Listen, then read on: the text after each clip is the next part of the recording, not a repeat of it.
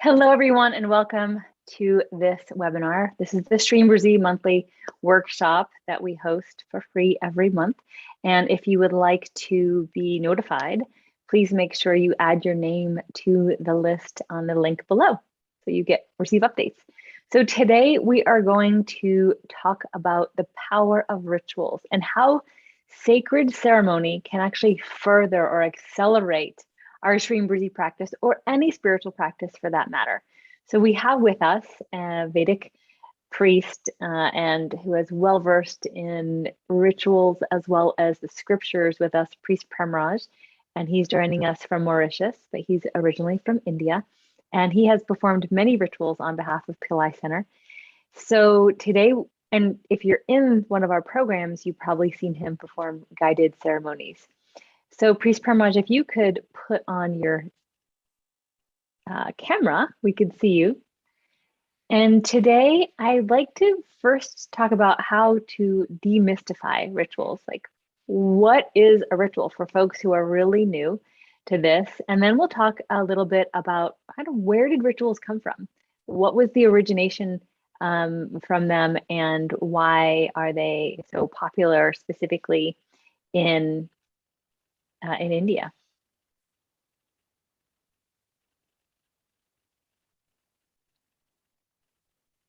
There you are. One moment, folks.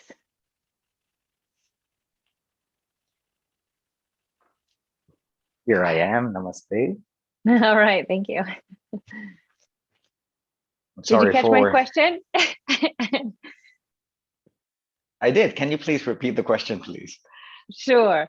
So I was asking, so many folks are probably new to rituals, and when I was, it was just very unusual to me. When I first went to India, when I first started studying with Dr. Pillai, I had no idea what that meant. I mean, I knew I would light a candle and pray or meditate, and that was about the extent of what I was used to doing for my meditation practice in terms of a ritual. But then Dr. Pillai talked to us more about rituals that are done in India, the Hindu tradition, and he himself has said that rituals are more powerful than meditation. So we'd like to learn a little bit more about what's behind that. What is a ritual? Why were they created? We're like kind of helping us demystify the power of rituals and why we might want to include them in our life. So I know that's a bit, a lot, but like, let's start with what is a ritual and why did they come about in India? That's a beautiful question. You asked a beautiful question. You asked, why were rituals created, right? Now, first, let me introduce myself. My name is Prem Shivam. I'm from South India, and I belong to a community called Shivacharya. And so we study texts that are based on Shaivism, or that has Shiva as the primary god. And so based on those scriptures provide a beautiful answer. And the knowledge comes about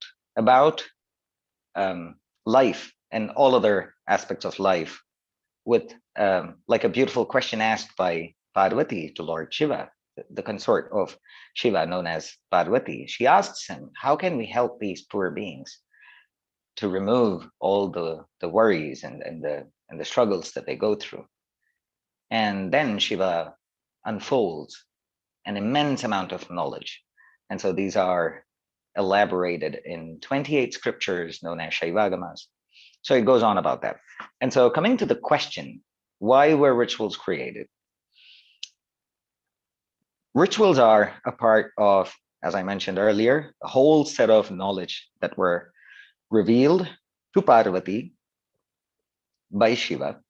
And there he mentions something very specific. He mentions Athatma malamayakya karma bandha vimuktaye. He's mentioning about all the restrictions to be removed so the soul can experience Shiva. This is very unique.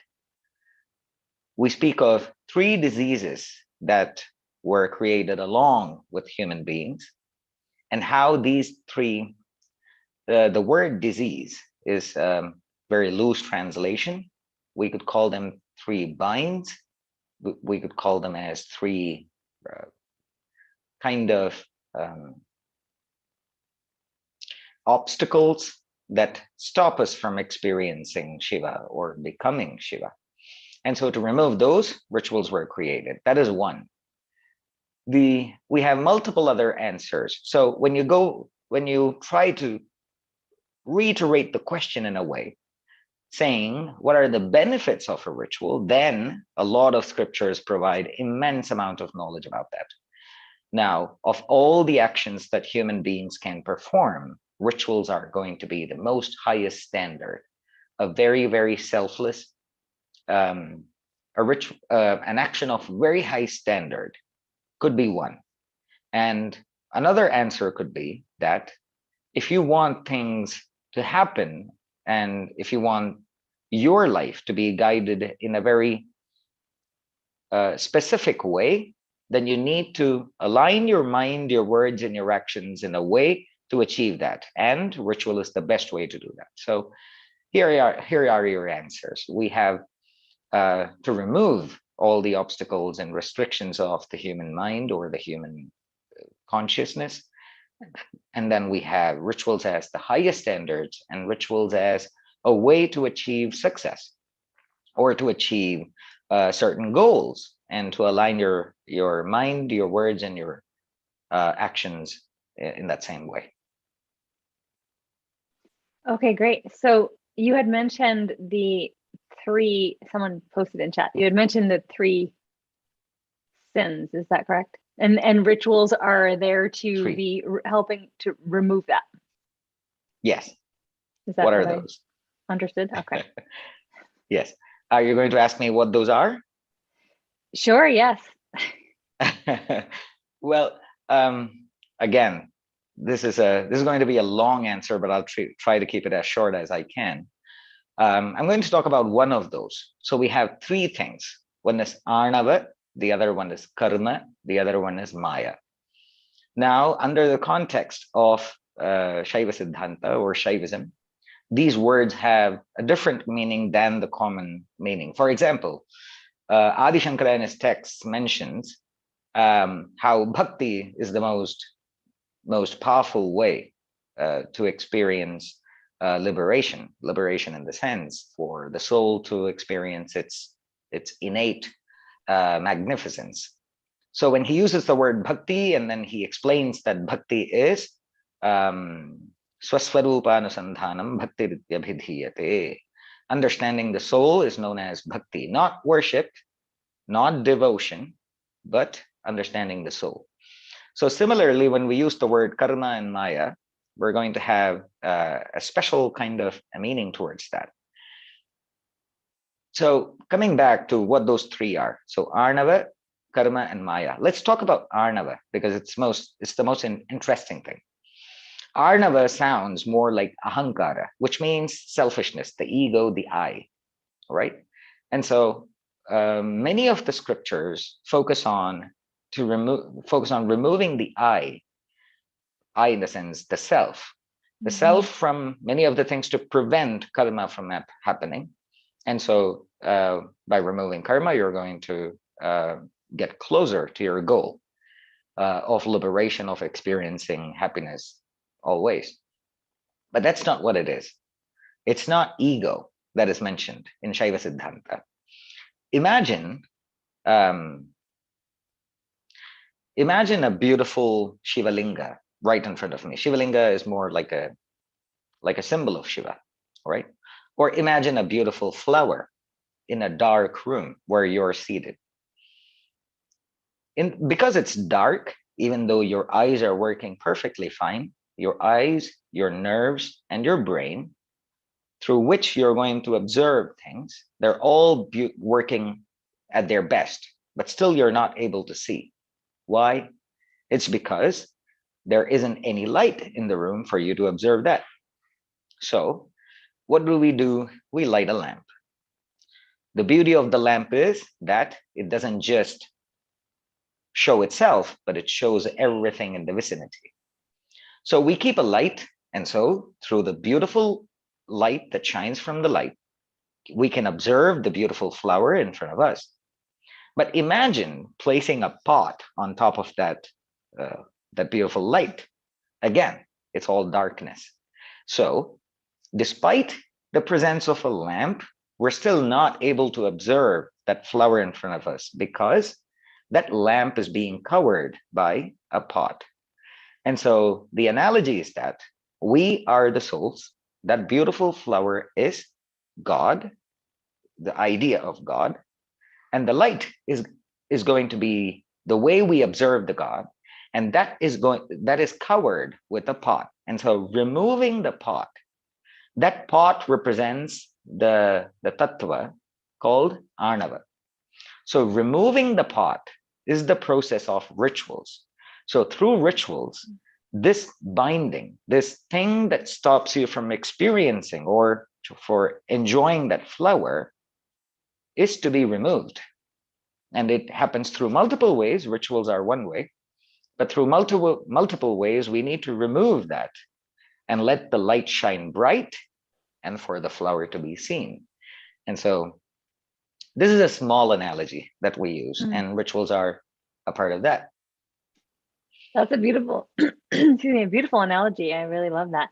And Dr. Pillai does talk about how that limitation, that I consciousness, that I think is what you were kind of referring to as the limited self, right? And so when we get, and a lot of the teachings are about when we get beyond our limited self and experience God consciousness, then anything is possible, right? All the abundance that was within us can be manifest. All of the innate intelligence, God's blessings, all of that is there and palpable for us to experience, as well as what you mentioned, transcendence, enlightenment, getting past all of that. So thank you. It was a beautiful explanation. Folks, if you do have questions, please post them in chat. We will get to them. And sorry to interrupt you. May I interrupt you? Of course. Go for it. You mentioned something very beautiful. You mentioned how you mentioned certain qualities, calling them that of God, and that we can experience that. That's the whole idea. I didn't even go to that part of the answer, but because it's at the last chapter of the whole explanation. I didn't want to go to that. But this is beautiful what you mentioned. So what is God? The idea of God mentioned according to Shaivite scriptures is very beautiful. And so when an individual soul like ours, when we experience something similar to that of that idea of God, that is liberation. That's a huge leap from us to that. Right. So we have multiple schools of ideologies. We have Dvaita, we have Advaita, we have Vishishtadvaita, we have multiple paths, right? And so this Shaivism is all about Shuddhadvaita. This is known as Shivadvaita. So we have a beautiful ideology where it's not dual, it's non-duality. It's Advaita, but it's Shivadvaita. So there's something very, very unique there. So yes, the qualities of the God, it's fantastic to hear that from you. And it's great. Well, that's Dr. Pillai's teachings, that we are, we are God embodiment, and yet we're limited by our perception, Maya, right? Not being able to see clearly or fully understand our karma, things that are impacting us from past lives, our current life karmas, our experience of identity, what we were just talking about now, the ego. Dr. Pillai's definition of ego is that which separates you from God, from you not believing you're God self, but you believing that you have, you're this, this body and this mind. And so it's the beautiful explanation and transition to understand that rituals are more of a fast path from getting to our limitations to that transcendence. And that was explained by Parvati in the scriptures, and how beautiful. And she was so compassionate as the mother goddess to want to help all of us earthlings and beings to really help us get beyond our suffering. Perfect. Wonderful. So tell us a little bit more about the intricacies of ritual. For example, fire ceremony is one of the Dr. Pillai's kind of most favorite, I would say, rituals. And he said it's the fastest path to receiving abundance, to manifesting wealth, to manifesting health, and anything that we would want. So tell us a little bit about why this particular type of ritual is so important. So we have, again, when we talk about, if we are going to talk about fire ritual, then we do need to talk about what are all the different kinds of rituals there are. There are multiple categories of them, right? For example, there are daily rituals, and there are occasional rituals, and then there are rituals when there is a personal occasion that happens with a desire, then that's that. Then there are those rituals. This is a separate set. And then there are another set of rituals which are done within the body, and then through sounds, and then through actions. And there are those. And then there are rituals which stop at different levels of offerings. And so that's why we call them as puja, an archana, or a puja, or a homa, because they all stop at different ends. I see. So if there was like one big stream of like types of rituals, we'd have almost section it off in terms of like how far you would go to complete the full spectrum. Yes. Okay. And fire ritual is kind of like halfway, because there are rituals after that as well. But fire rituals would be halfway, and that's a long way as well for, with regards to rituals. And there's another subcategory where it is about a ritual for the self, and then a ritual for other people. And so when we talk about fire ritual, we need to talk about how rituals, the variety of rituals, right? Again, this is going to be too much of information, forgive me for that, but I'll still try to keep it very concise. There are, when we talk about the different kinds of rituals, we have Vedic rituals, we have Agama rituals, which are also known as tantric rituals. When we use the word tantra, it's not always the occult practices. It's also about ritualistic, and evolved Vedic ritual can also be called as a tantra or an agama ritual. Tantra and agama are synonymous. And then we have Pauranika rituals. And so there are different kinds of rituals that we have. And then these rituals have subcategories within them. So there are Rigveda, Yajurveda, Samaveda, and Atharvaveda. So there are 4 Vedas to which there are different sutras, and they have their own way of performing ritual. So this is Vedic rituals. And then we have Shaivagama rituals. We have Shaivagamas, we have Vaishnavagamas, we have Shakta Tantras. So we have these set of knowledges that are known as Agama or Tantra. And then in that, we have multiple categories as well. In Shaivagama, we have 28 Agamas, and then we have different Paddhatis. And then, we have different places and different gurus who teach their own way. And so we have different set of rituals here. And then we have Puranas. So Pauranika rituals are also complicated and huge in their own way. So we have all these ways of ritual. What is the ritual that we perform? I know that I am introduced as a Vedic priest and that I perform Vedic rituals, which is true on all the on the common platform. I know, but it's not everything, and we always shortchange you on your full spectrum. So go ahead, please correct. No, you're right. I mean, you're right in a common way, right? Right. So ultimately, yes. I am a Vedic priest, and what we perform are Vedic rituals. But these rituals have, but as you can watch, people, I'm sure many of the people over here have watched Vedic priests perform, and I perform as well. So when I perform, it's always a little bit different. So the question is, why do we position things in a certain way? Which direction am I facing? Which direction are God facing? Where should I sit? What are the offerings? What is the sequence of offerings? And why do I show mudras and Vedic priests don't show mudras? And all of those happen. Vedic priests show the common mudras, but they don't do the intricate mudras of the god, etc. And so the reason is because I perform rituals based on Shaivagamas. And Shaivagamas are based on Vedas. And so we can say that I'm a Vedic priest, but ultimately what I'm practicing is based on Shaivagama. coming back to the important question, fire ritual. Right. Right. Fire ritual is the most, I would say, I need to be careful using certain words, but I'm going to call them tricky. I'm going to call them very risky, and I'm going to call them immensely, should use the word powerful. Mm. The reason is because it includes a lot of mantras, and the mantras always come with that, they instill a fear, because if you chant something wrong, it gives a lot of sin. And so you need to be, so that's why we get trained for like years and years. We go through a minimum of 5 years of training with regards to mantra, after which we need to practice how to perform a ritual through a guru. And so the chanting the mantra takes a lot of time.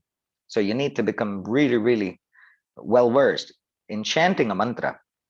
And it doesn't always have to be a Vedic mantra, because then there are many mantras that we use with regards to like Shaivagama. In Shaivagama rituals, Vedic mantras are very, very small. We don't use them much. But then the whole procedure of the ritual, the idea of God and the idea of how God is present in this place, we need to talk about that separately because it's going to be huge. But however, so the idea of God and how we worship God in a ritual is very different from that of a Vedic ritual and the Shaivagama ritual.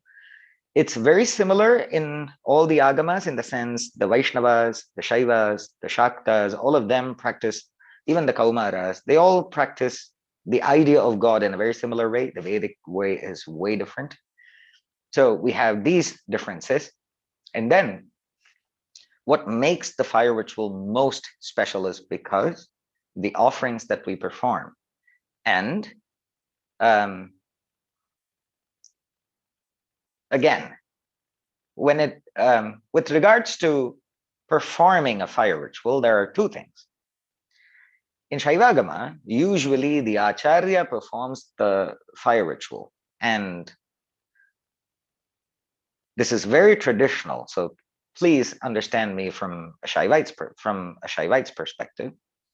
Even though when somebody comes to me asking to perform a ritual for them, the traditional way is to not make them perform anything, and I should be the one doing the offerings and everything, and they should be meditating and praying when the ritual is being performed.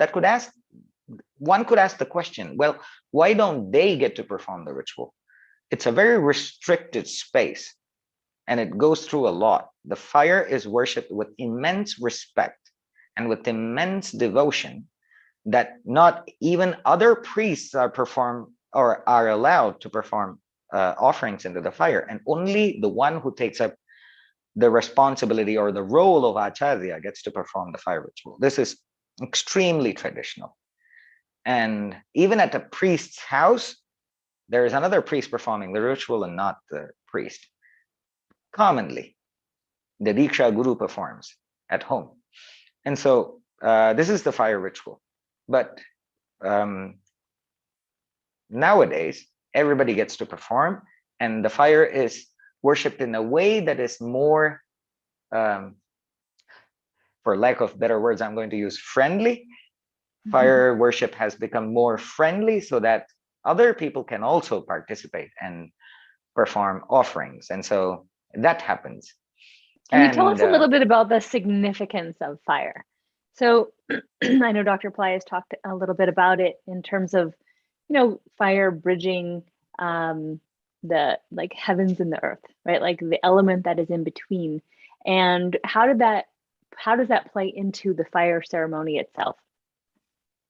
Perfect.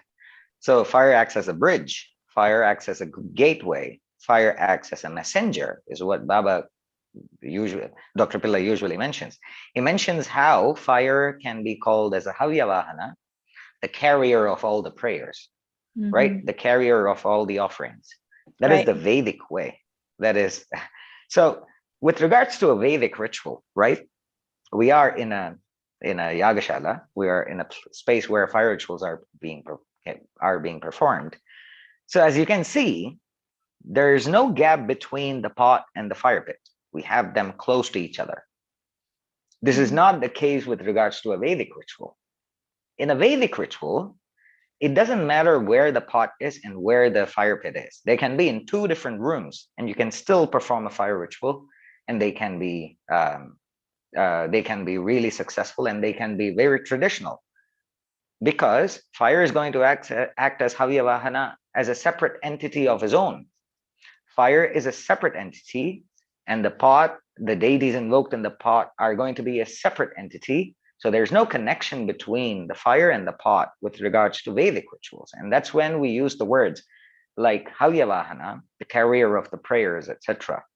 But in Shaivagama rituals, there is a bridge between the fire and the god himself. So we keep darbha grass, we have a special kind of a grass that we place between the fire pit and the pot. They should be inseparable. They are the fire acts as an extension of the deity in the pot, and so they're inseparable.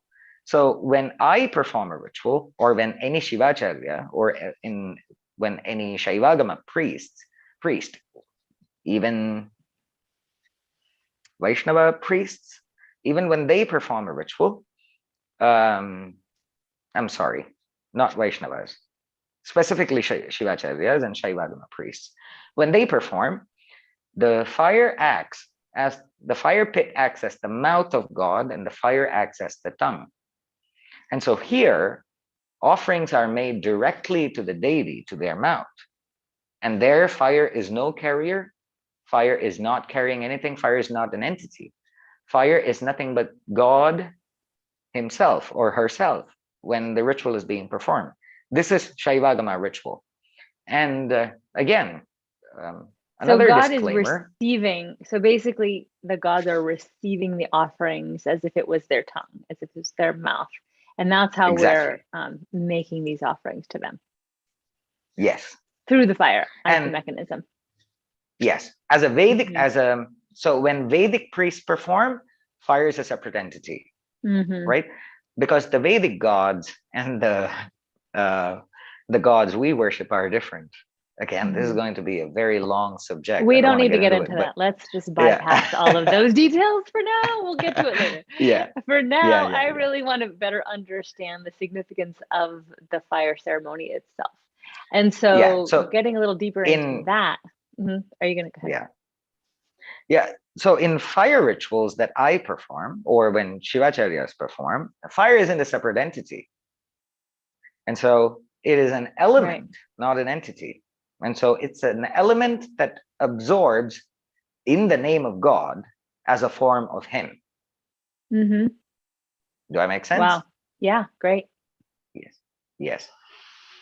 And so then when we make offerings to this fire, we're literally making offerings to the god or goddess. Yes. And tell us a little bit more about the significance of those offerings. So I understand every offering has its own kind of property or or blessing behind it. You don't have to get into the specifics of exactly what all of them. I know there's a large amount of offerings, but maybe some general, like the flour, like the rice, like the ghee, because we want to understand better, like how are we pleasing the god? Like, what can we better do to please the god? And these beautiful question. And that. Beautiful question. And before we get to that, one small disclaimer. There's no comparison with regards to which is a better ritual. Please do not put your minds to that, because nowadays we have comparison for everything. We compare everything, which is a better website, which is a better dress, which is a better platform. We always keep comparing. So do not compare Vedic rituals with Agama or Tantric rituals or Pauranic rituals and understand that one is better than the other. Absolutely not. Everything is of the greatest standard, and every way of ritual is fantastic. No way is better than the other, right? So let me clear that out. And then going into offerings. So I'll talk about 5 important things. We decorate the forehead of divine beings with sandalwood paste, and that represents the earth element. When you observe world through the senses that we have, the sense organs, the karmendriya and jnanendriya especially, we observe things in a very fundamental, natural way, Shiva. And from that ideology, from that perspective, we find sandalwood paste to represent earth element. And so that is given the first and foremost importance, and that is being offered. And then flowers, those represent the element of space or ether. And so flowers are very special. And then because flowers are so special, there is a huge textbook that is dedicated to which flower to which deity and when, and which not to which deity when, given completely. So it's a fantastic textbook that that is there. And so we have flowers representing the space or ether element, and then representing vayu or air is going to be incense or dhupam, agarbatti. So so any kind of incense that we offer is going to represent air element. And then obviously the tejas tattvam or the fire element is going to be the lamp. And then we have another tattva. So prithvi, up, tejo, vayu, akasha. We've completed 5 elements, right? Earth, sandalwood paste for earth, flowers for ether, dhupam. Oh, we didn't go through water. So dhupam for vayu, air, incense for air, light for fire, and then we have water. So water, when we perform anything to God, we use water in the form of elixir. So we're talking about amritam. So when we offer water, again, we have 3 different vessels carrying 3 different things that represent 3 different offerings of water. Beyond that, we have whatever food offering we make to God, that to represent the taste in that. The, again, for lack of a better word, the energy in them are going to represent that elixir of immortality that we call amritam. And so the food offering would carry the amritam, or here the jalatattvam or the water element. And so these are the most important, and these are some things that you can have in your worship as well. So if you want to worship God, have these 5 things, you know, with you always in your puja room or in your altar. So one is going to be sandalwood paste, sandalwood powder made into a paste with few droplets of water, and then incense, flowers, incense, light, and then some food offering, and keep a vessel of water there so that that can be used to offer things. And these would be the 5 most important elements of a ritual. Fantastic, thank you. So when you're making, and that explains a lot with in terms of how Dr. Pai has mentioned to do pujas at home or have these elements on your puja table or altar. Kind of getting back to the fire ceremony itself, I know that you always have all of these elements with you when you're doing ceremonies, and we can see behind you your altar with the goddess in the pot and all of that. And I know that the pit is in front of it, but we can't see that. I know you were referencing it earlier. Sorry. And so when you do fire ceremonies to have the specific offerings that go into the fire that feed the god, is there anything that you want to tell us about that? Like how those offerings kind of help get us closer to the divine being? Like ghee, for example. Sure. First is going to, the most important thing is going to be ghee for sure. And again, we have scriptures that mention from what kind of cow we need to get the milk and how to make them into ghee. And what is the time frame within which we need to make the ghee? all of this knowledge exists. And then after we make that ghee can remain for eternity. It's not going to go bad ever.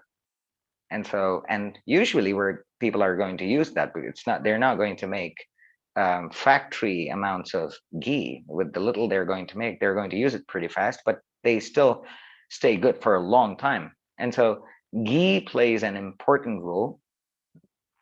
And Devanam Ajyamaharam is what we hear from Shaunaka Rishi. So he mentions how the food of the gods are ghee. So every time you make an offering into the fire using ghee, you're literally feeding the deva, the gods. And ghee plays such an important role. And one of the most important offering next to ghee is going to be rice, because we offer rice as the first offering other than ghee. Ghee is to give energy to the fire. Ghee is to, as you can see, the more ghee you offer into the fire, it's going to, glow bright. And so in a literal sense, it is to give energy, and it is to make the fire digest well. And again, I'm using the word digest because, as I mentioned earlier, here, we invoke the god in the fire. So when that happens, then the god needs to chew the food and digest them. He needs to transform whatever offering we're giving to him, even just like we to do. him or her, into that, like we do. Right. And so we use ghee to make that offering, to make that process happen. And then rice. So boiled rice plays another important role, and that holds the prana shakti, that holds the power of life. And so to give more life to the fire, we offer rice as one of the most important offerings. And rice also plays an important role in the bali. Bali is the sacrificial offering at the end of the ritual, which is very important. And fire plays another, rice plays another important role there. So boiled rice, ghee are two of the most essential and the most important offerings in a fire ritual. For example, Vedic rituals, I'm going to go back to Vedic rituals again. 3 of the most important offerings in Vedic rituals are Samidanajyam, which is the stick, the wooden sticks that we perform as offerings, that boiled rice that we offer, and ghee. With these 3, you can perform as big as a homa you want to. And so these 3 are the essential and the most important offerings in fire ritual. Wow. I love it. I know I've been in the presence of, many different fire rituals over the years, and it's just so incredible. You just really feel the presence of the divine beings. And, and Dr. Ply often talks about how the sincerity of the priest, the location, the timing, the offerings, all of that plays a big part in how powerful the ritual will be. So I know we're, running out of a little time here. So I want to move into this upcoming week, why this is so powerful. We have the sun moving into Leo, and we are going to be hosting fire rituals to help us progress more fast through this period of time. There's like an accelerated type of window of opportunity opening. Dr. Ply often talks about the sun moving into Leo because it is a supportive place for the sun's energy, and the sun can bless us with so many things, from leadership to good health to prosperity to new projects. So this time, which is the Tamil month of I'm not sure what it's called, but you would know better. Avani. And it starts in the US on August 16th, and then we get that window of time for a month. And so you and I were talking, and we were, discussing what would be the most powerful thing for us to do during a period of time like this to help out our folks in our community.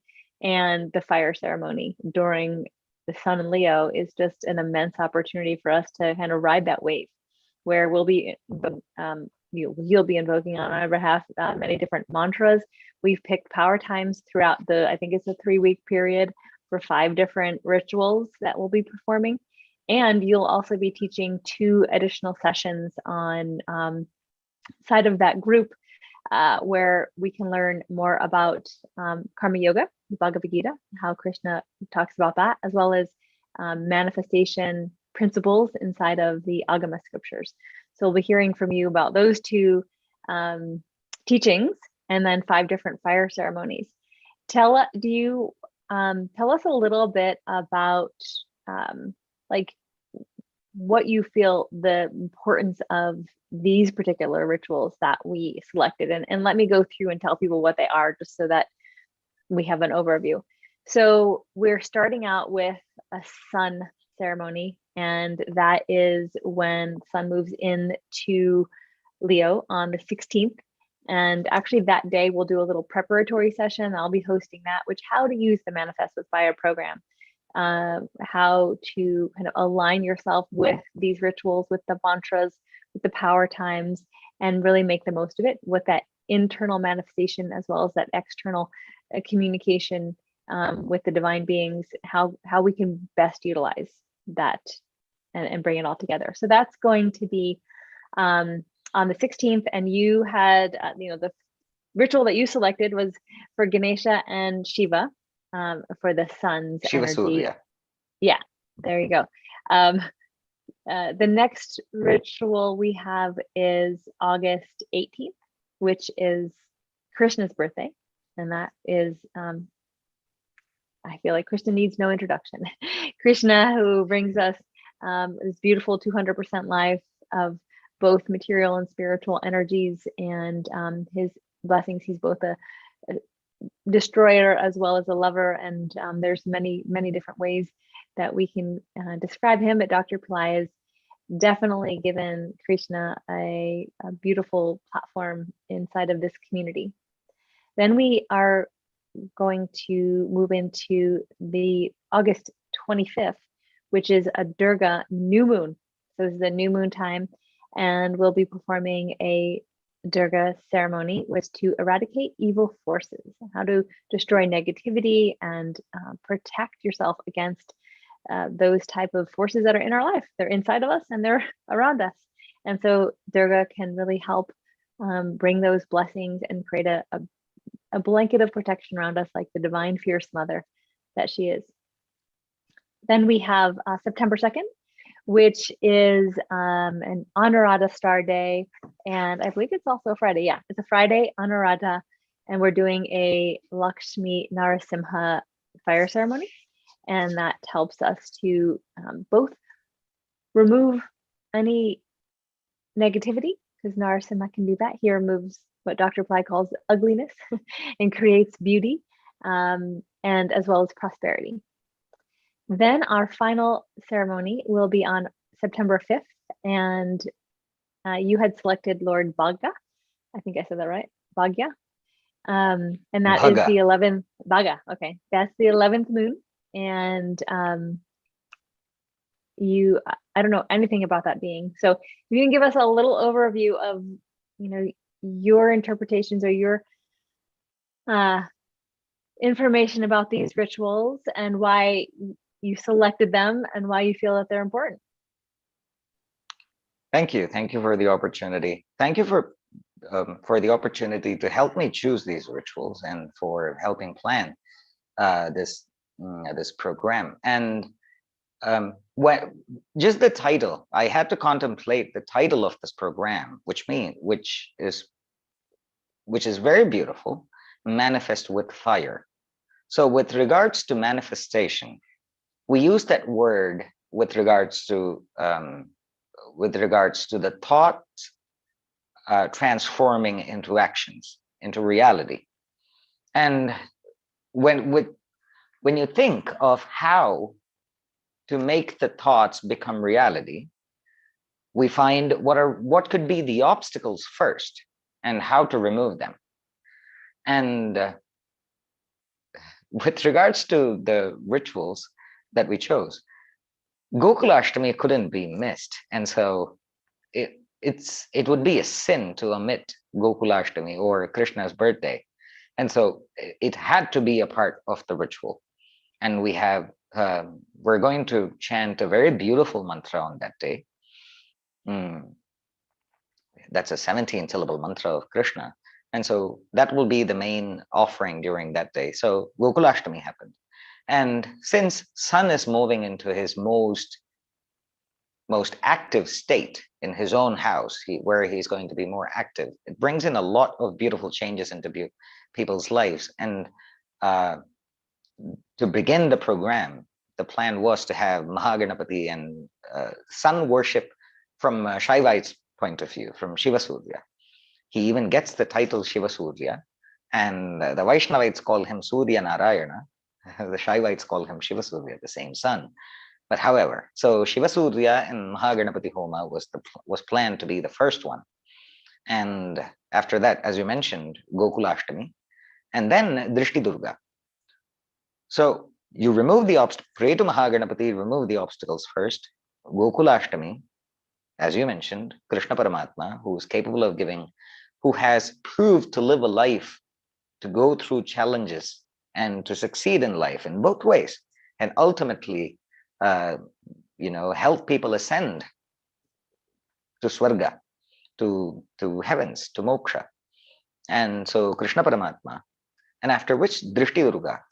There could be, despite our efforts to manifest our thoughts into reality, there could be something external.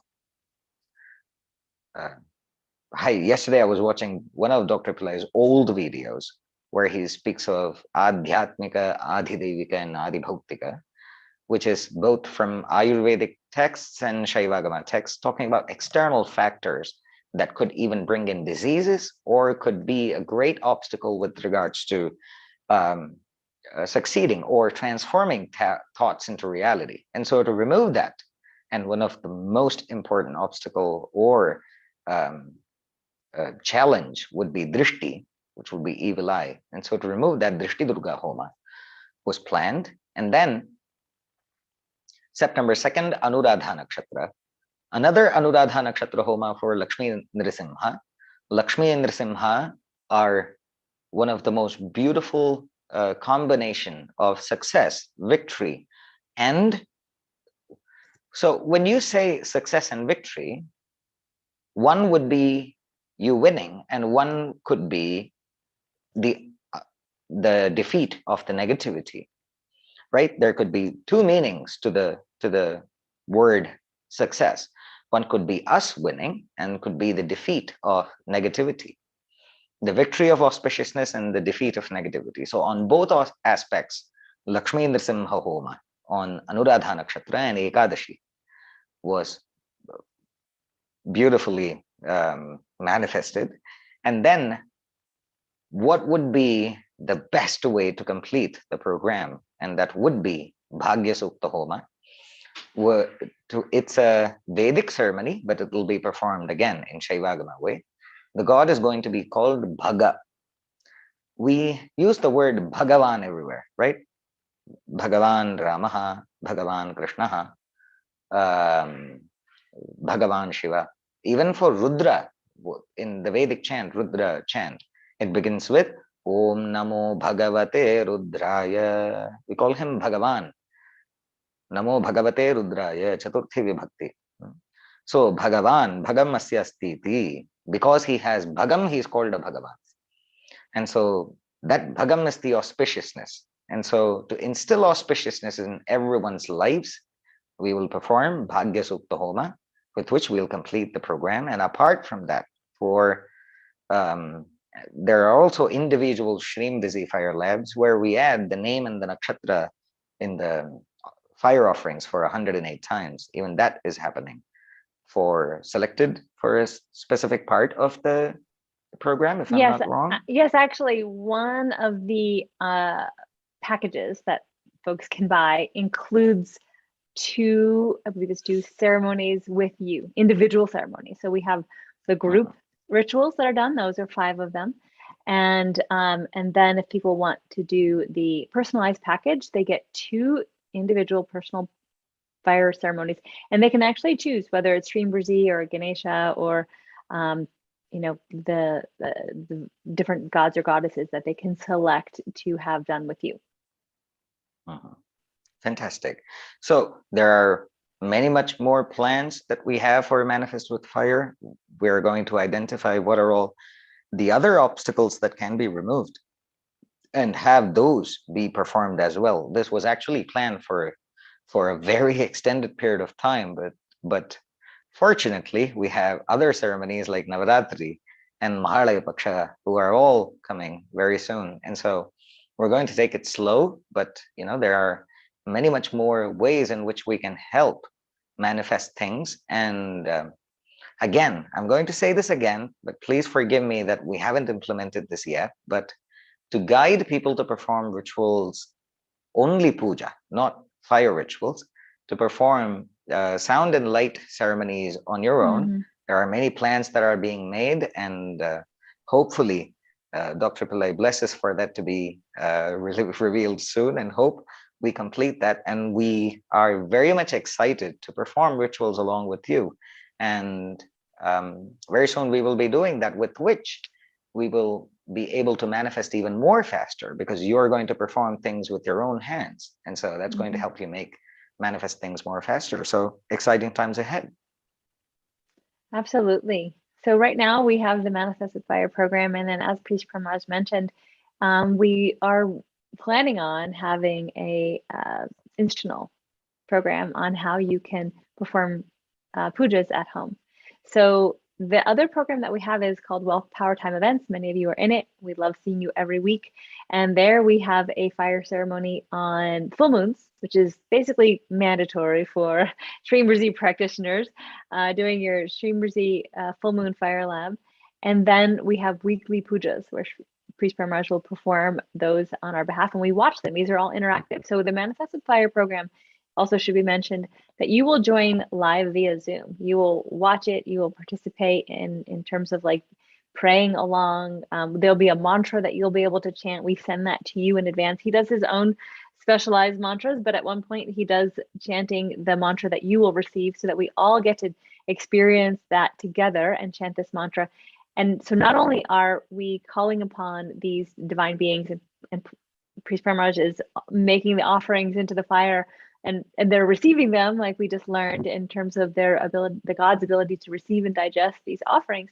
But then you are participating at home with your chanting, with your observation, with your prayer, and the energy that we all co-create in this kind of circle, like kind of being around the fire ceremony as if you were right there in person. We've had such amazing feedback. People say, I can smell the fire, I can feel it, I feel the gods, I can, really embrace the energy of this experience together. And if you're not able to do it, participate live with the group, your name will be entered into the ritual, so via proxy. So you'll be participating either way. But being there live is a wonderful benefit, and that's something that we've been providing through the wonderful technology that we have. And having Priest Parmaj be able to speak to us in English and tell us what's going on has just been such a gift, and such a, we've had Indians mention, I've been doing these rituals, attending rituals my entire life. Never did I know what was going on. Never had had such an experience. So we're blessed. We're blessed to, with the blessings of Dr. Pillai, to be able to host these sessions and have you join us. There always is an exchange for rituals, because there's a karmic exchange when a ritual is being performed, right? So we need to have a financial exchange for that as well. So so we've kept the prices as low as we can. There was an early bird that, sorry, just expired. If you need any assistance with pricing or a payment plan, just let us know. We're always very accommodating in that area. So there's actually 3 different levels in this program. So participate in 3 of the ceremonies, 5 of the ceremonies, plus the 2 wisdom sessions that Priest Parmaj will be hosting, or the personalized version, which is all of that plus 2 one-on-one individual fire rituals, which people have loved those. So if you have any questions, let us know. Write to us at office@pillaicenter.com. And then for the Wealth Power Time events, we host that every single month. So that one's a much lower price point if you're interested in joining that program. And the links should all be below this video. But do know that the Manifest with Fire does start this week on August 17th. So if you're interested in joining to receive the first ceremony on the sun's move into Leo, then that would be in just a couple days from now. So I hope to see you there. And I do hope that this was educational and useful for you. We will be hosting more of these types of sessions with Preach Parmaj on the Pillai Center practice page, YouTube as well. So do look out for that, and make sure you like and subscribe to Shreem Brzee Official so that you'll be notified whenever we do have live sessions, and do add your name to the email list so that you will get notified and any reminders for our free workshops every month. And then in 2 weeks from now, I will be hosting a Power Time forecast of September, which we do every single month, which helps you understand what Power Times are coming up and how to best utilize them for your Shreem Brzee practice. We are also hosting a Shreem Brzee challenge at the moment. So if you want to participate, recently Dr. Pillai had talked about a new mantra called Making Money Every Day. And our wonderful Shreem Brzee team has put together a challenge which is being hosted on the Shreem Brzee Facebook group, as well as the fairly new Shreem Brzee Telegram group. So join either one of those groups, the Telegram is a channel. Join either one of those groups and channels to receive daily updates on how to participate in and be motivated and inspired to be chanting Shreem Brzee, as well as Make Money Every Day mantra from Dr. Pillai, which just came about. So that's, I think, all of what we have going on. Of course, every month, free at Shreem Brzee Official, we have weekly chanting every Friday on the channel. We have twice a month webinars, and now we have this daily challenge that's happening. So we want you and encourage you to be participating and doing Shreem Brzee. Dr. Pillai also had a recent video out. You can watch that about how everyone should be having wealth in our lives. So that is our wrap up for today. Let me see if there are any questions.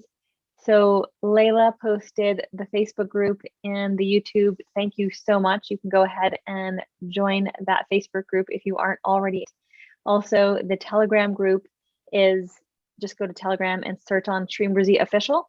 We're the only ones that is there. In fact, that's the link. It's TM, whatever that is, / Shreem Brzee Official, and you'll join that channel as well. So it doesn't look like there's any questions. Oh, thank you. Layla posted that as well in the Telegram and our YouTube. Looks like we thoroughly covered the topic. Priest Parmaj, thank you so much for your knowledge and thoroughness of explanations. I do look forward to our next ceremony with you, and that you will come back soon and help us understand even more about rituals and the amazing scriptures that all come from, that provide us this beautiful knowledge. Shivaya Namah. Thank you. Wonderful. Okay, folks. So we will see you in a couple weeks at the next live webcast. And hopefully we'll see you on Tuesday, August 16th in the first Manifest with Fire ceremony. And if not, if you're in the Wealth Power Time events, then we'll see you on Friday for the Friday Shreem Brzee Puja. Until then, continue your Shreem Brzee practice, and we'll see you soon. Namaste.